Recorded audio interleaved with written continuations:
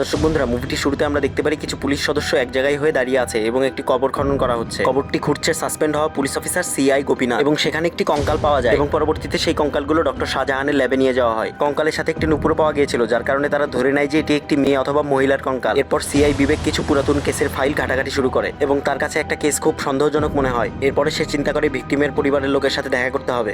এরপর সে ভিকটিমের বাসায় গিয়ে ভিকটিমের বাবাকে সেই নুপুরটি দেখাতেই তার বাবা কান্নায় ভেঙে পড়ে আর বলে, এটা আমার মেয়ে রেখার নুপুর। পুলিশ রেখার বাবাকে জিজ্ঞেস করে, তোমার মেয়ে শেষবারের মতো কোথায় গিয়েছিল? রেখার বাবা পুলিশকে বলে, আমার মেয়ে শেষবারের মতো চন্দ্রলানের কাছে গিয়েছিল। কথাটি শুনেই তারা দুইজন চন্দ্রলানের কাছে চলে যায়। তার কাছে গিয়ে রেখার সম্পর্কে জিজ্ঞাসা করতে না করতে সে একটি ভিডিও ফুটেজ বের করে দেখাতে শুরু করে। ভিডিও ফুটেজটি দেখিয়ে বলে, স্যার, এই মেয়েটি হচ্ছে রেখা। এবং পুলিশ প্রথমবারের মতো ভিকটিমের চেহারা দেখছিল এবং চন্দ্রলান আরো বলে যে রেখা তার কাছে মুভি রোল করার জন্য আসছিল এবং তাকে মুভিতে একটি নান চরিত্রের রোলও দেওয়া হয়। কেসের রহস্য ফাঁস হতেই খুনিরা টের পেয়ে গেছে এবং সিআই বিবেককে কেস থেকে সরিয়ে ফেলা হয়। বিষয়টি নিয়ে তার ঊর্ধ্বতন কর্মকর্তার সাথে মারপিটও হয়। সিন আবার সেই অতীতে চলে যায়। দেখা যায় সেই মুভির সেট। রেখা যেই সেটে কাজ করছিল, যেই মুভির শুটিং হচ্ছিল, সেই মুভির হিরোর নাম হচ্ছে মাম্মুটি। মাম্মুটি সেটে আসার সাথে সাথেই তার ফ্যানরা তার গাড়ির দিকে দৌড়চ্ছিল। রেখাও মাম্মুটির অনেক বড় একজন ফ্যান। সে তাড়াহুড়ো করে দৌড়তে গিয়ে তার নানের ড্রেসটি ছিঁড়ে ফেলে। এরপরেই তার পরিচয় হয় আসল নান সিস্টার স্টেফির সাথে। সেও মাম্মুটির অনেক বড় একজন ভক্ত ছিল। কাহিনী আবারও সেই বর্তমানে ফিরে আসে। সিস্টার স্টেফির বয়স হয়ে গিয়েছে এবং সিআই বিবেক সিস্টার স্টেফির সাথে দেখা করতে এসেছিল। সিস্টার স্টেফি তাকে বলে, আমি রেখা সম্পর্কে তেমন কিছু জানি না, তবে দুইজন লোকের কথা বলতে পারি যারা রেখা সম্পর্কে অনেক কিছু জানতে পারে। এরপর সিআই বিবেক তাদের দুইজনকে খুঁজে বের করে এবং তাদেরকে বলে, তোমরা রেখা সম্পর্কে কি জানো? তারা দুইজনেই সবকিছু অস্বীকার করে এবং বলে, আমরা রেখা সম্পর্কে তেমন কিছু জানি না। ঠিক তার পরের দিনই তাদের দুইজনের লাশ পাওয়া যায়। সিআই বিবেক খুব বেশি টেনশনে পড়ে যায়। কেসটা এক ধাপ আগাইলে দুই ধাপ পিছনে চলে আসছিল। এরপর সিআই বিবেক নিশ্চিত হয়ে যায় যে তারা ঠিক পথেই যাচ্ছে। তারা দুইজন অবশ্যই রেখা সম্পর্কে অনেক গোপন কিছু জানতো।